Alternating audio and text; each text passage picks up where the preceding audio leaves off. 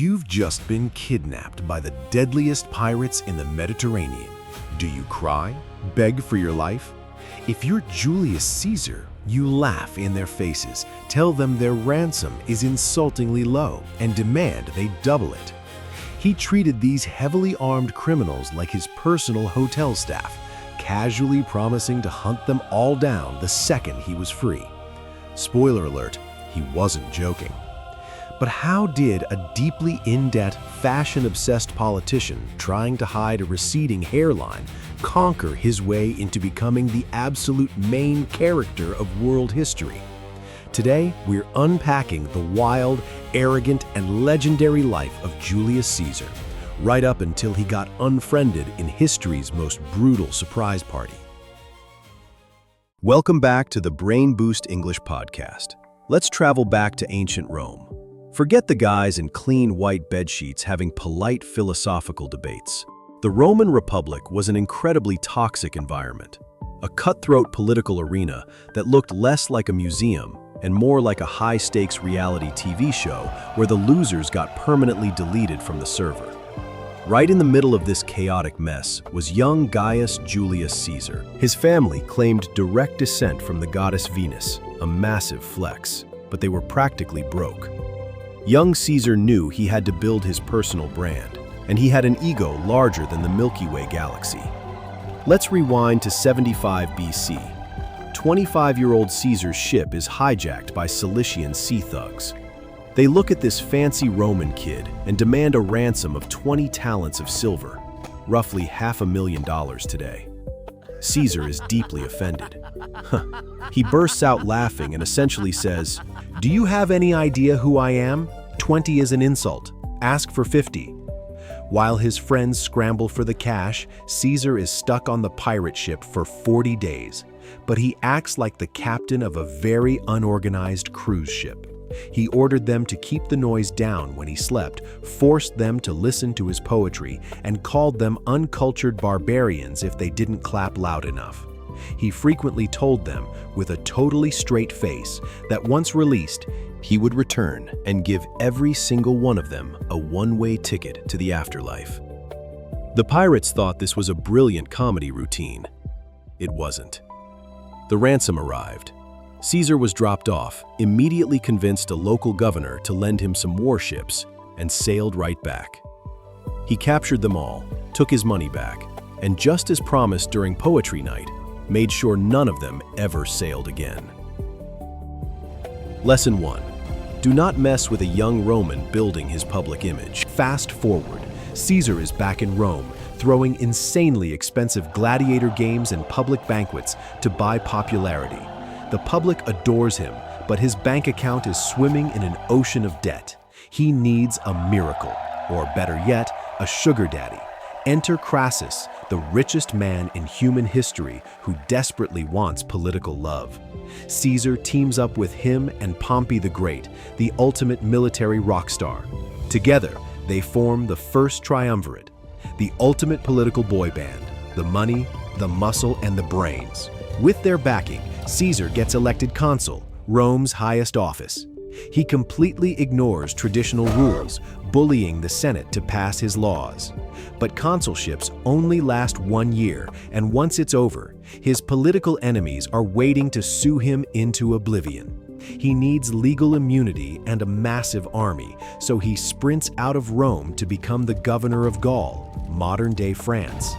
He spends a decade completely conquering Gaul, sending back dramatic, action movie-style battle updates so the Roman public never forgets him.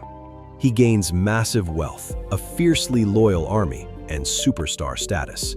But back in Rome, the boy band falls apart. Crassus dies in battle. Pompey gets incredibly jealous. The Senate whispers in Pompey's ear that Caesar is a threat to the Republic.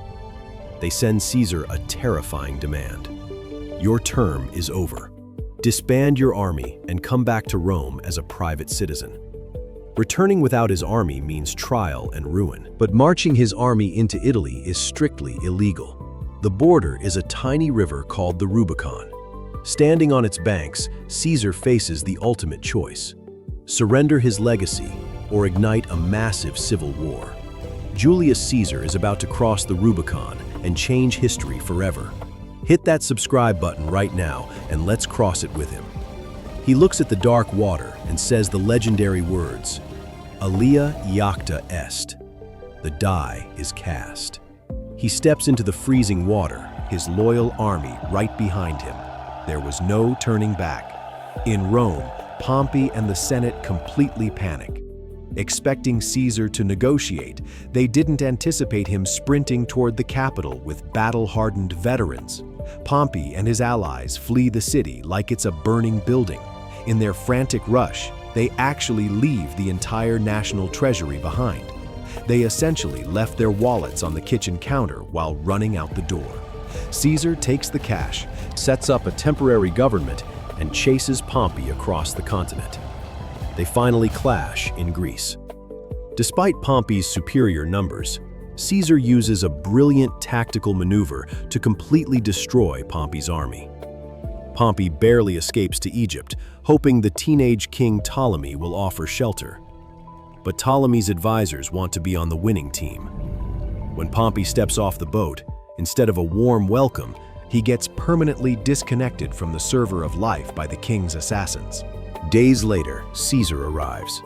King Ptolemy proudly presents him with Pompey's head in a basket, expecting a gold star. Instead, Caesar is furious and bursts into tears. Pompey was his enemy, but he was still a top-tier Roman citizen and Caesar's former son-in-law. You do not let a foreign king take out a Roman legend. Caesar decides to stay and sort out Egypt's messy royal drama. Ptolemy happens to be at war with his older sister, Cleopatra. Knowing Caesar is the most powerful man alive, she needs an introduction. Since the palace is guarded by her brother's men, she gets herself rolled up tightly inside a large carpet and has her servant smuggle her directly into Caesar's private office. Imagine Caesar doing boring military paperwork when a rug unrolls and out pops the brilliant 21-year-old Queen of Egypt. Caesar is mesmerized. This is the ultimate political power couple. She needs his invincible Roman army, and he needs her mind-boggling Egyptian wealth. They team up, defeat her brother, have a kid named Caesarion, literally Little Caesar, and go on a luxurious Nile cruise. But Caesar returns to Rome as the absolute, undisputed master of the world. The Senate, now filled with terrified yes-men, showers him with ridiculous honors. They put his face on coins and let him wear the special purple toga every single day, the ancient equivalent of wearing a gold medal to the grocery store just to flex. Then he takes it one massive step too far. He gets declared dictator for life. To the Romans, who violently hated kings, this was a death sentence. Traditional senators, including Marcus Junius Brutus, start whispering. Caesar treated Brutus like an adopted son, but Brutus is a hardcore believer in the Republic. The conspirators convince him that to save democracy, his beloved mentor has to go. The date is set for the Ides of March. Red flags are everywhere. Caesar's wife has a terrifying nightmare of him bleeding out. A fortune teller warns him to beware, but blinded by his ego, Caesar brushes it all off. Walking into the Senate, a group of conspirators crowds around him, pretending to hand him a petition. One rips Caesar's purple toga from his neck, the signal. They pull out hidden daggers and begin the most famous surprise acupuncture session in human history. Caesar fights back fiercely until he sees a familiar face pushing through the crowd. It is Brutus, holding a raised dagger. Heartbroken, Caesar stops fighting. He pulls his toga over his head, uttering his final legendary words. Et tu, Brute? Even you, Brutus? After 23 stab wounds, the great Julius Caesar crashes to the marble floor and officially cancels his subscription to life. The assassins rush out, expecting cheers and a parade. Massive miscalculation. The common people loved Caesar. Instead of a parade, the assassins get chased out by an angry mob, sparking another bloody civil war that finally burns the Republic to the ground and gives birth to the Roman Empire. So, what's the ultimate takeaway from Julius Caesar's chaotic life? He rewired the Western world and literally added July to the calendar so you can never forget him.